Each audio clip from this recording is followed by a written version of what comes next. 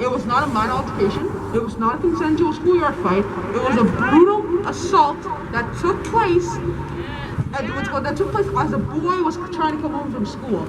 So that's something we all need to be clear about, and that's something Edmonton's police need to be 100% clear about, because this is not a minor altercation, this is not a schoolyard fight, and it was not consensual. There's no way, we cannot argue, that cannot be argued. It's unarguable. We have to be absolutely clear, and and Edmonton's police has to retract that, and they have to apologize to Pazo and Pazo's mother and his family.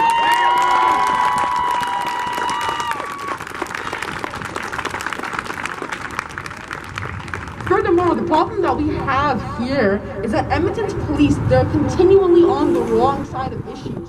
I don't know if any of you remember, but back in February, when hate crimes are happening against Muslim women, and they're still happening in the city, they literally came out, and they came out, the way that they're speaking, the job of Edmonton's police here are not to act as prosecutors.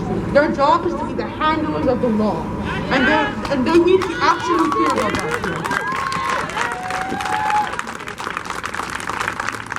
Edmonton's police, what they need to stop doing, they need to stop commenting on political sensitive issues like this, and they need to actually start doing their jobs. Their job here is to ensure the investigations go smoothly and hand over information to prosecutors.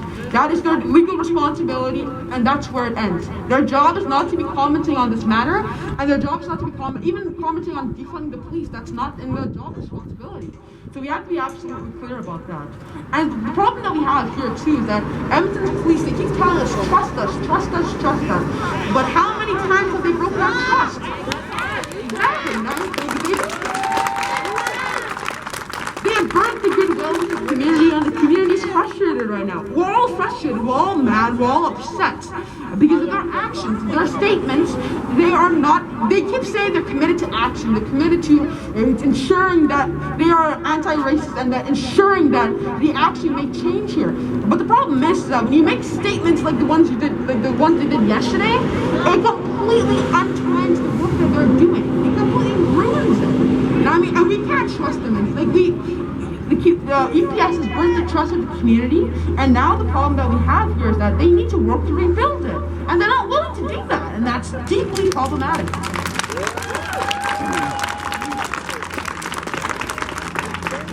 We need to have a conversation here about reform and about how to ensure that Edmonton's police is committed to acting as an anti-racist body and is committed to ensuring that every single person in this city, regardless of skin color, is protected and feels safe and feels loved here. That is their job, and that's something that we need to do.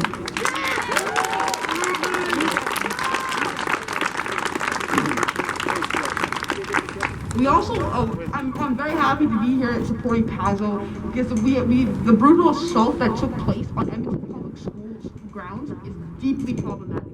And furthermore, the problem that we have here is the superintendent of Edmonton Public Schools called this a minor altercation originally. This was not minor, and this is a brutal. Exactly. Can you even imagine? Can you imagine if this was your child, or this is your brother or your sister? Like, it was a brutal assault. Imagine how angry Pazo and his family are. Like, we're all angry right here, but it must be 10 times worse for them, because they literally had to watch and rewatch a video of Pazo being brutally assaulted, and then have the institutions that promise safety claim that this was a consensual schoolyard fight. Like, imagine, that is disgusting. This was not a consensual. It was not a consensual schoolyard fight, and we need to protect Black children at Edmonton Public Schools, Edmonton Catholic schools, and every single school.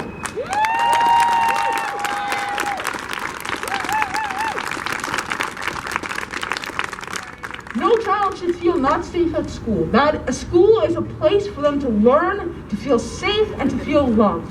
And that's something that Edmonton Public Schools and Edmonton Catholic Schools and any school in this city or even in this country needs to agree to. Because every single Black child deserves love, deserves care, and we need to also talk about here too, is that Edmonton, why did the school not act? It should not, see, the problem here is that justice cannot be fueled by public outrage. The mother shouldn't have had to make this public. you shouldn't even have to. You shouldn't even be protesting right now. They should just be doing their job. They need. Like, that is what we need to understand here. Is that it's their job. We're not asked. It's not a favor. It's not. It's their literal. Oh, sorry. It's their job, and we need to ensure that they're doing their job. Their job is to protect and serve. But if you only protect and serve certain populations, that's deeply problematic. Everyone here deserves safety.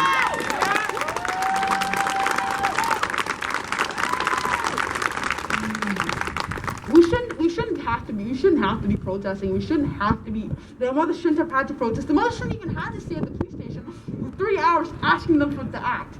We shouldn't have to be here. They should literally just be doing their job. Like it's the literal job description. Protect and serve. But we need to ensure that they're protecting and serving, and that's where police reform comes in. That's the discussion we need to have here. We need to have a deep discussion about how we're going to ensure that Edmonton's police are acting in the best manner and protecting everyone. That's the discussion I'm committed to having, and that's the discussion I think we're all committed to having.